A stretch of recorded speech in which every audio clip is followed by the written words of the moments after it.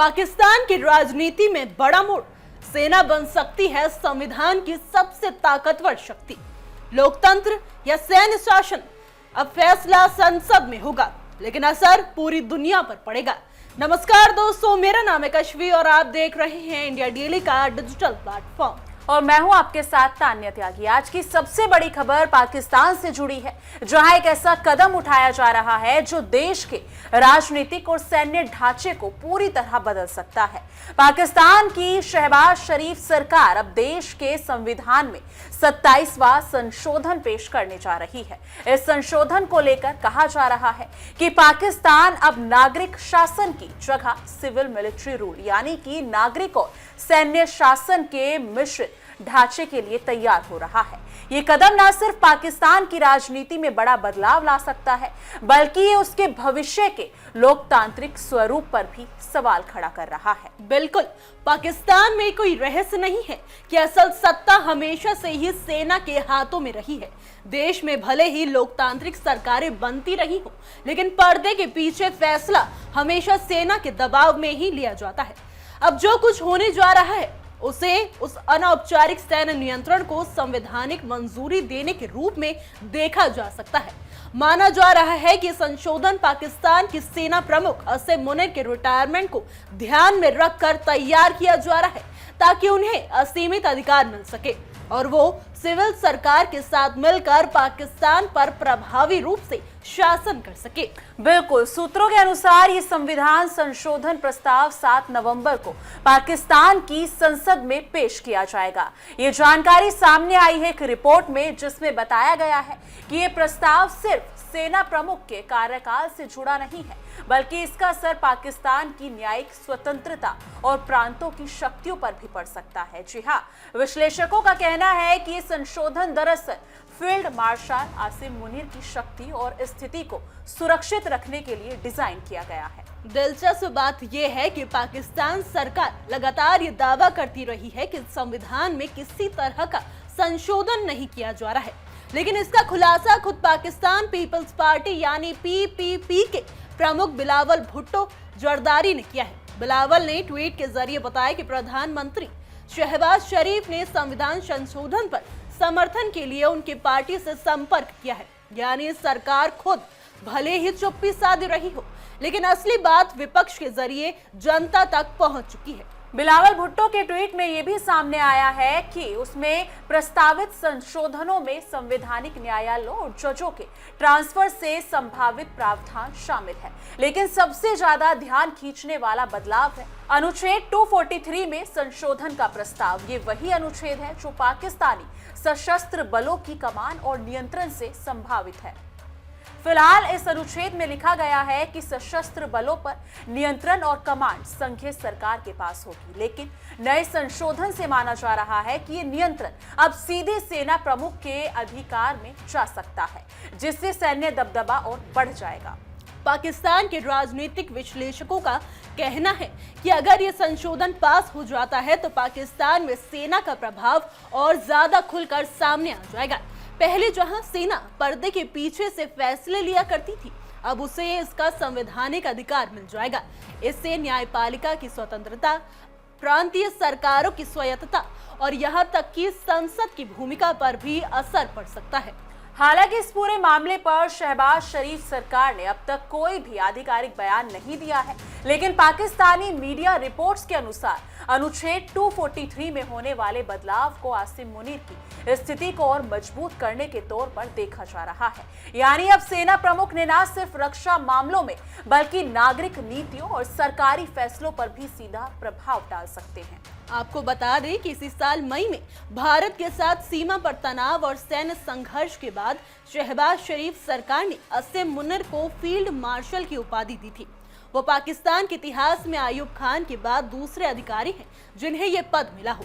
ये उपाधि पाकिस्तान के संविधान या सैन्य ढांचे में किसी मानक व्यवस्था का हिस्सा नहीं है, फिर भी इसे देकर सरकार ने सेना के प्रति अपनी नजदीकी और नीतिगत झुकाव दिखा दिया था। यानी अब साफ दिखाई दे रहा है कि पाकिस्तान सरकार सेना के लिए न केवल राजनीतिक बल्कि संवैधानिक रास्ते भी खोल रही है। ऐसा कहा जा रहा है कि ये कदम फील्ड मार्शल आसिम मुनीर को संवैधानिक ढांचे में शामिल करने और उन्हें मनचाहा इनाम देने की तैयारी का हिस्सा है। पाकिस्तान जैसे देश में जहां सेना हमेशा से सत्ता का केंद्र रही है, ये बदलाव देश के लोकतंत्र को और कमजोर कर सकता है। यहाँ ये समझना जरूरी है कि पाकिस्तान में सेना की भूमिका हमेशा विवादों में ही रही है। चाहे बात हो इमरान खान की सरकार गिराने की या किसी नए सरकार को समर्थन देने की, सेना ने हर बार खुद को निर्णायक ताकत के रूप में पेश किया है। और अब अगर 27वां संशोधन पास हो जाता है तो वो निर्णायक ताकत सीधे संवैधानिक अधिकार में बदल सकती है। इस संशोधन को लेकर विपक्षी दलों में चिंता साफ नजर आ रही है। कहा जा रहा है कि इससे नागरिक शासन पूरी तरह खत्म हो जाएगा और यहां तक कि ये भी कहा जा रहा है कि इससे नागरिक शासन पूरी तरह खत्म हो जाएगा और पाकिस्तान एक सैन्य प्रधान देश बन जाएगा। कुछ विश्लेषकों का कहना है कि इस कदम से न सिर्फ राजनीति बल्कि न्यायपालिका और प्रशासन भी सेना के प्रभाव में आ जाएंगे। हालांकि शहबाज शरीफ सरकार इसे लेकर अभी तक कुछ भी खुलकर नहीं कह रही है, लेकिन जिस तरह बिलावल भुट्टो के ट्वीट ने इस योजना का पर्दाफाश कर दिया है, उससे इतना तो साफ है कि सरकार पर्दे के पीछे बहुत बड़ी तैयारी कर रही है और इस पूरी तैयारी का केंद्र है फील्ड मार्शल आसिम मुनीर। बिल्कुल, और सबकी नजरें 7 नवंबर पर टिकी है जब ये प्रस्ताव संसद में पेश किया जाएगा। अगर ये संशोधन पास हो जाता है तो पाकिस्तान की राजनीति का पूरा संतुलन बदल जाएगा। सेना का प्रभाव पहले से ही कहीं ज्यादा मजबूत हो जाएगा और लोकतंत्र की भूमिका शायद और सीमित हो जाएगी। कहा जा सकता है कि पाकिस्तान एक ऐसे मोड़ पर पहुंच गया है जहां उसे तय करना होगा कि वो लोकतंत्र की राह पर चलेगा या फिर हमेशा के लिए सैन्य नियंत्रण के साए में रह जाएगा।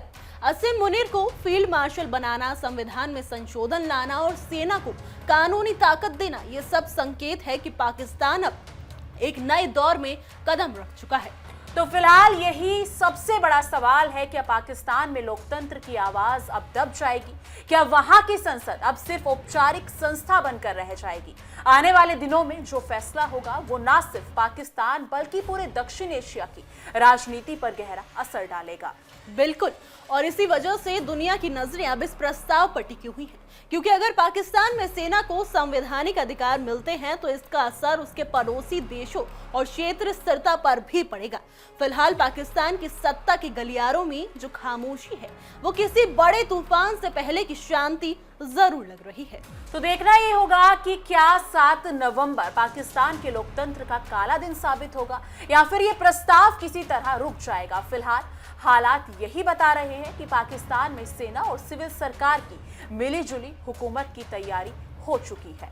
दुनिया भर में इस पर प्रतिक्रियाएं सामने आने लगी हैं और हर कोई ये कह रहा है कि पाकिस्तान के लोकतंत्र की दिशा अब सेना के इशारों पर तय होगी।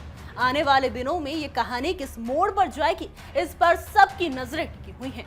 विशेषज्ञों का कहना है कि अगर ये 27वां संविधान संशोधन पारित हो जाता है तो पाकिस्तान में सेना और सरकार के बीच का असली अंतर धीरे धीरे खत्म हो जाएगा।